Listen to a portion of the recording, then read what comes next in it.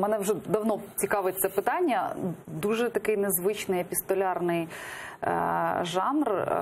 Низка прокурорів Генеральної прокуратури написали славнозвісний лист, анонімний лист до президента, який став публічним, в якому вони скаржаться на переатестацію і навіть закликають тих, хто займається цією переатестацією, там сказали таку дуже афористичну річ, що не робити з нас, що Генпрокуратуру перетворюють на стадо покірних баранів генерального прокурора Рябошапки, і про те, що ми не барани, а ви не вовки, і ми можемо з вами помінятися місцями. Та все може бути. Ми ж нічого не проти не маємо там проти тих людей, хто писав або що не писав. Ми знову ж таки кажемо, да, наше завдання от пройти в прокуратуру, це точно не сісти на якісь справи, це точно не повисмикувати їх під себе, це точно не забрати щось для того, щоб посідлати якісь потоки, як пишуть деякі там блогери, там, ну, різну фантастику.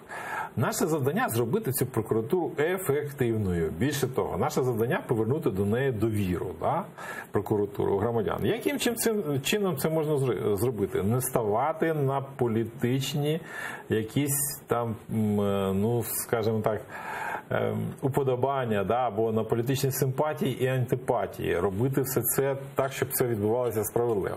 Ви ж подивіться, навіть цієї переписки, яку там показували в Верховній Раді. Ви про Медяника. Я про Медяника пишу. Ну ти ж знаєш, що зараз там вже не так, як було, що зараз там це вже дуже важко домовитися. Там неможливо домовитися. І тому ну, але він обіцяє домовитися з Трепаком. Він ніколи не домовиться з Трепаком. Розумієте? Він не домовиться з Трепаком. Я чула, що Трепак сказав, що він не знайомий з депутатом Медяником. Він абсолютно не знайомий. Але ж це не означає, що їх хтось не познайомив. Це ж політика. Ні, але Трепак це ж не та людина. Розумієте? Ну, з Чумаком можна домовитись? Не приходять. Знаєте, навіть один прокурор мені сказав, що а вам не дзвонили? А мені дзвонили. Я кажу, а мені не дзвонили.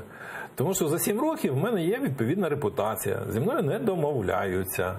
І вся історія. І така ж сама історія з іншими. І ніхто не може домовитися. В них почва під ногами летить. Тому що кожний же мав свого... В період змін завжди не знаєш, з ким домовлятися. Ні, так справа в іншому. Кожний же мав свого ручного прокурора. Заступника, прокурора якогось там, керівника департаменту. А тут нема з ким домовлятися, представляєте? Червоним нема, білим нема, синім нема, зеленим тому, нема. Що скрізь одна партія. І все, і нікому нема з ким домовлятися. Немає. І в них тут повністю просто когнітивний дисонанс. Тому що, ну як же так, з прокурором не можна домовлятися.